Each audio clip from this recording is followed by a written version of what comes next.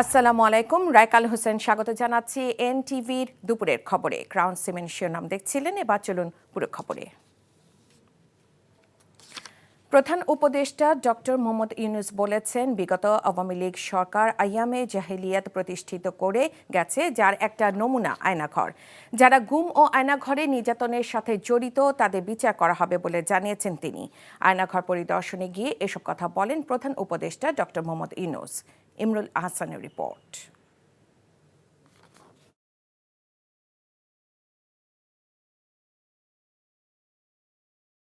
আস্তানায় আটকে রাখা হতো মাসের পর মাস, বছরের পর বছর।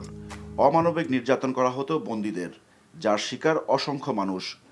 ভুক্তভোগীদের নিয়ে বুধবার বহুল আলোচিত আয়নাঘর পরিদর্শনে যান প্রধান উপদেষ্টা ডক্টর মোহাম্মদ ইউনূস। ঘুরে ঘুরে টর্চার সেল দেখেন তিনি। আইএমএ জাহেলিয়াত বলে একটা কথা আছে। এই গত সরকার এই আইএমএ জাহেলিয়াতকে প্রতিষ্ঠিত করে গেছে সর্বক্ষেত্রে। এটা তার একটা নমুনা। মানুষের মনুষ্যত্ববোধ বলে কোনো জিনিস যা আছে সেটার থেকে বহু গভীরে নিয়ে গেছে, এটা নিশ্চিহ্ন করার জন্য। মনুষ্যত্ববোধ যেন কারো না থাকে। নৃশংস অবস্থা, প্রতিটি জিনিস যে হয়েছে এখানে যতটাই শুনি অবিশ্বাস্য মনে হয়। এটা কি আমাদেরই জগৎ, এটা কি আমাদেরই সমাজ, আমরা এটা করলাম। এবং যারা নিগৃহীত হয়েছে, যারা এটা শিকার হয়েছে, তারা আমাদের সঙ্গে আছে। তাদের মুখের থেকে শুনলাম কিভাবে হয়েছে। কোনো ব্যাখ্যা নাই। এটা ব্যাখ্যা থাকলে কিছু একটা হলে মানুষ বোঝে যে এটার কারণ ছিল। এটা বিনা কারণে রাস্তা থেকে উঠিয়ে আনার মতো কথা। বিনা দোষে কতগুলো সাক্ষী সাবুত হাজির করে সেই যন্ত্র, ওই এক্সপ্লোসিভ কতগুলো গাড়ির ভিতরে ঢুকে দিয়ে তারা বলছে তুমি সন্ত্রাসী, জঙ্গি, এইগুলো বলে বলে তাকে নিয়ে আসা হয়েছে। এবং এইরকম ইন্টারোগেশন সেল, এরকম টর্চার সেল, এরকম টর্চার সেল সারা বাংলাদেশ জুড়ে আছে। সেটাও শুনলাম আজকে। আমার ধারণা ছিল যে এটা বোধহয় এখানে আয়নাগর বলতেছে কয়েকটা আছে। এখন শুনতেছি আয়নাগরের বিভিন্ন ভার্সন সারা দেশ জুড়ে আছে। কেউ বলছে 700, কেউ বলে 800। এতে সংখ্যাও নিরূপণ করা যায়নি পর্যন্ত। কতটা আছে, কতটা জানা আছে, কতটা অজানা রয়ে গেছে সেই জিনিসগুলো। আগারগাঁও, কচুক্ষেত, উত্তরার 3টি আয়নাঘরে যান doctor Yunus.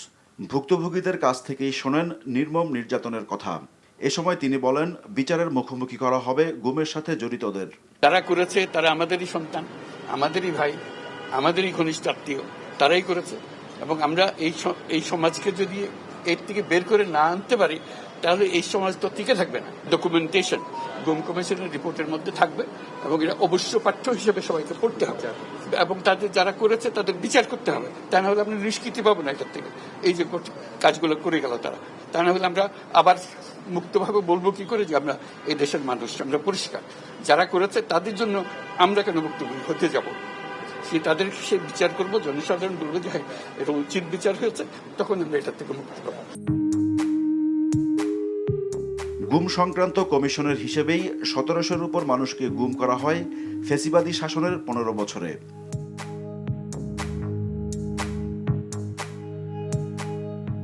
Imrul Ahsan, NTV news, Dhaka.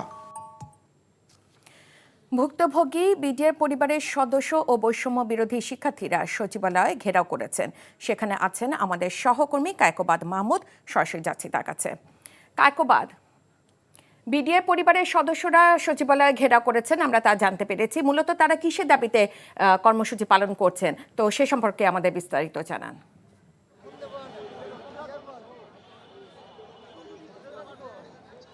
রায়কা, BDR কল্যাণ পরিষদের আয়োজনে গতকাল থেকেই কিন্তু তাদের কর্মসূচি চলছিল, যেখানে তারা 8টি দাবি জানিয়েছেন। তার মধ্যে প্রধান হচ্ছে গিয়ে যাদের চাকরিচ্যুত হয়েছে বিডিআর বিদ্রোহের সময় তাদেরকে চাকরিতে পুনর্বহাল করা সহ 8টি দাবিতে কিন্তু তারা এখানে আন্দোলন করছে, যার মধ্যে রয়েছে তাদেরকে ক্ষতিপূরণ দেওয়া এবং কি বিচার কার্যক্রম দ্রুত শেষ করা, যারা দায়ী তাদেরকে যথাযথ শাস্তির আওতায় আনা।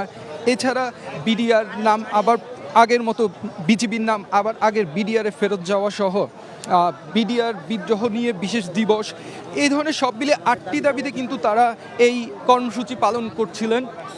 তারা এই কর্মসূচি পালন করছিলেন। গতকাল সকাল 9টা থেকে কিন্তু তারা শহীদ মিনারে অবস্থান নেয়। এরপর সেখান থেকে কিন্তু বৈষম্য বিরোধী ছাত্র আন্দোলনের অন্যতম সমন্বয়ক মাহিন সরকার কিন্তু তাদেরকে যে ঘোষণাটি দিয়েছিলেন, যে 24 ঘন্টা আলটিমেটাম দিয়েছিলেন 8টি দাবির প্রেক্ষিতে, যদি 24 ঘন্টার মধ্যে পূরণ না হতো, অর্থাৎ আজকে দুপুর 12টা পর্যন্ত সময় ছিল, তাহলে না হলে কিন্তু তারা কঠোর কর্মসূচির হুঁশিয়ারি দিয়েছিলেন। আর আজকে কিন্তু দুপুর 12:30 অর্থাৎ আলটিমেটামের সময় পার হওয়ার পরই কিন্তু তারা সচিবালয় অভিমুখে কিন্তু তারা পদযাত্রা শুরু করেন এবং সচিবালয়ের সড়কের সামনে অর্থাৎ শিক্ষা ভবনের সামনে আসলে কিন্তু পুলিশ তাদের বাধা দেয়। সেখানে ব্যারিকেড ভেঙে তারা পার হলে সেখানে জল কামান ব্যবহার করা হয়, কিন্তু বিক্ষুব্ধরা, বিডিআর সদস্য পরিবারের সদস্যরা এবং চাকরিচ্যুত তারা কিন্তু শেষ পর্যন্ত খাদ্য অধিদপ্তরের সামনে এসে কিন্তু অবস্থান নিয়েছেন। অর্থাৎ এরপরে কিন্তু পুলিশ আর তাদের যেতে দেয়নি। আমরা এখানে কিন্তু পুলিশ কিন্তু অর্থাৎ সচিবালয়ের গেটে ঠিক আগেই কিন্তু তাদের থামিয়ে দিয়েছে। আর এখানে এখন পর্যন্ত আমরা যতদূর দেখতে পাচ্ছি, তাদের সাথে কথা বলছি, তারা বলছেন যে তারা আসলে দাবি না দেওয়া হওয়া পর্যন্ত এবার কিন্তু তারা আর ফিরে যাবেন না, তারা যেটি আমাদেরকে বলছেন। একই সাথে আমরা আরেকটি বিষয় এখানে জানতে পারছি, 5 থেকে 7 সদস্যের একটি প্রতিনিধি দলকে কিন্তু ডাকা হয়েছে আলোচনার জন্য। এই বিষয়ে এখন পর্যন্ত ঘোষণা আসেনি, কিন্তু আমরা এখানে মাহিন সরকার একটু আগে বলে গিয়েছেন। তো এই ছিল এখানকার সর্বশেষ। রায়কা, জানছিলাম বিডিআর পরিবার সদস্যদের কর্মসূচির খবর। মামলার তদন্ত শেষ হওয়ার আগে বাইরে রায়ের কথা বলে ট্রাইব্যুনালকে হেয় করা হচ্ছে বলে মন্তব্য করেছেন আন্তর্জাতিক অপরাধ ট্রাইব্যুনালের চেয়ারম্যান। মঙ্গলবার আন্তর্জাতিক অপরাধ আদালতে তদন্ত ও বিচার প্রক্রিয়া নিয়ে ব্রিফ করেন আইন উপদেষ্টা ডক্টর আসিফ নজরুল। অক্টোবরের মধ্যে জুলাই গণহত্যার অন্তত 3টি মামলার রায় হবে বলে আশা প্রকাশ করেন আইন উপদেষ্টা ডক্টর আসিফ নজরুল। আইন উপদেষ্টার এই মন্তব্য আন্তর্জাতিক অপরাধ ট্রাইব্যুনালের নজরে আসে। রাষ্ট্রপক্ষের উদ্দেশ্যে ট্রাইব্যুনালের চেয়ারম্যান গোলাম মর্তুজা মজুমদার বলেন, এভাবে বলা হলে সিরিয়াস ব্যবস্থা নেওয়া হবে। আদালতে তদন্ত প্রক্রিয়া ও বিচার নিয়ে এমন মন্তব্য হেয় করা শামিল বলে মনে করেন আদালত।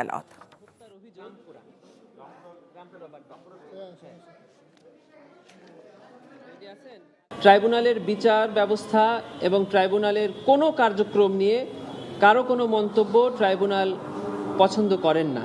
ট্রাইব্যুনালের বিচার হবে স্বাধীন, নিরপেক্ষ এবং স্বচ্ছ। আমাকে ট্রাইব্যুনাল বলেছেন যে যারা যে কর্নার থেকেই এই ধরনের কথা ট্রাইব্যুনাল সম্পর্কে বলছেন তাদেরকে বলে দিতে যে যেন এই ধরনের কোনো কথা ট্রাইব্যুনাল সম্পর্কে ভবিষ্যতে না বলা হয়। যদি এই ধরনের ট্রাইব্যুনালের স্পর্শ করে এই ধরনের কথা ভবিষ্যতে বলা হয়, তাহলে ট্রাইব্যুনাল তার আইনগত ব্যবস্থা গ্রহণ করবে। বিগত সরকারের সময় গুমের ঘটনায় সাবেক সেনা কর্মকর্তা জিয়াউল আহসানকে হাজির করা হয়েছে আন্তর্জাতিক অপরাধ ট্রাইব্যুনালে। আওয়ামী লীগের শাসনামলে গুমের ঘটনায় সাবেক প্রধানমন্ত্রী শেখ হাসিনা, পুলিশের সাবেক মহাপরিদর্শক বেনজির আহমেদ ও সাবেক প্রধানমন্ত্রীর নিরাপত্তা বিষয়ক উপদেষ্টা তারেক সিদ্দিকী সহ 12 জনের বিরুদ্ধে গত 6 জানুয়ারি গ্রেফতারি পরোয়ানা জারি করেছিল ট্রাইব্যুনাল। ট্রাইব্যুনালের চেয়ারম্যান বিচারপতি গোলাম মর্তুজা মজুমদারের নেতৃত্বে 3 সদস্যের বিচারিক প্যানেল ওই আদেশ দেন। একই সাথে এদের মধ্য থেকে যাদের গ্রেফতার করা সম্ভব তাদের আজ হাজির করার নির্দেশ দিয়েছিলেন আদালত। একই সঙ্গে এ বিষয়ে অগ্রগতি প্রতিবেদন দাখিল করার নির্দেশ দেওয়া হয়েছিল। এই মামলায় আগেই এই সাবেক সেনা কর্মকর্তা জিয়াউল আহসান গ্রেফতার হয়েছেন।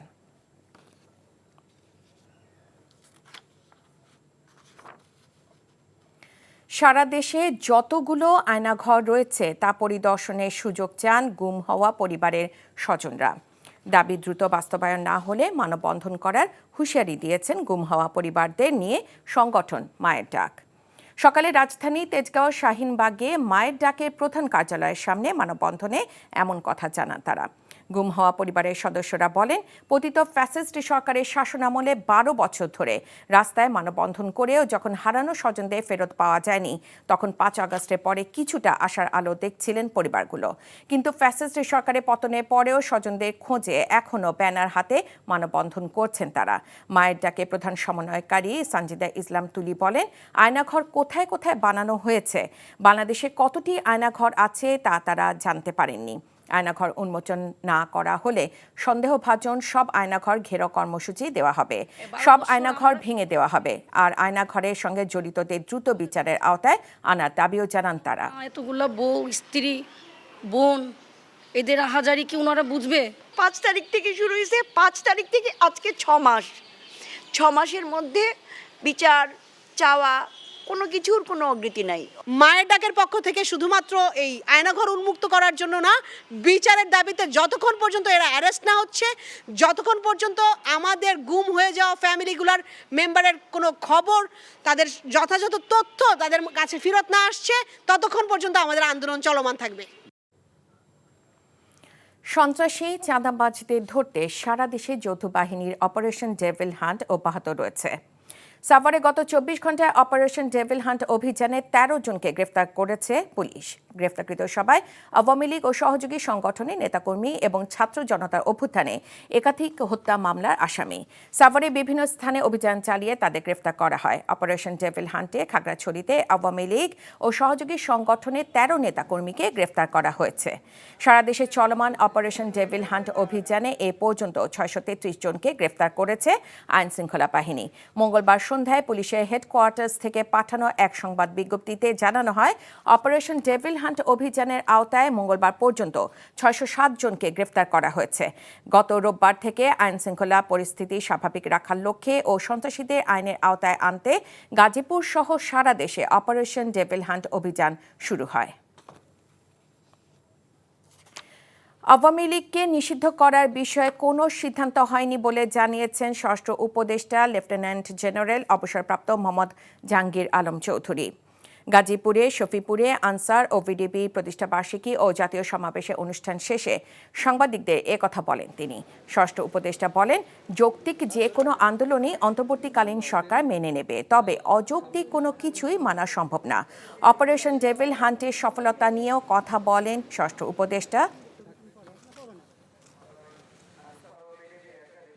আওয়ামী লীগের নিষিদ্ধর ব্যাপারে এখন পর্যন্ত কোনো ডিসিশন আমি অবশ্য জানি না এই ব্যাপারে, যেহেতু এই ব্যাপারে আমি কমেন্টও করতে চাই না। যেগুলি যৌক্তিক দাবি ওইগুলি গুরুত্ব সহকারে বিবেচনা করা হইতেছে, আর যেগুলি অযৌক্তিক দাবি ওইগুলি তো আর বিবেচনা করা হবে না। ডেভিল হান্ট কতটুকু কার্যকরী হচ্ছে, আপনারা যেহেতু গাজীপুরের বাসে, এটা তো গাজীপুরের ভিতরেই পড়ছে, তা আপনারা এসব সবচেয়ে বেশি বলতে পারবেন কতটুকু কার্যকরী হচ্ছে। চ্যাম্পিয়ন্স ট্রফিতে মুশফিকুর রহিম ও মাহমুদুল্লাহ রিয়াদের অভিজ্ঞতা কাজে আসবে, তবে নির্দিষ্ট কোনো খেলোয়াড়ের উপর নির্ভর করা উচিত নয় বলে জানিয়েছেন বাংলাদেশের অধিনায়ক নাজমুল হোসেন শান্ত।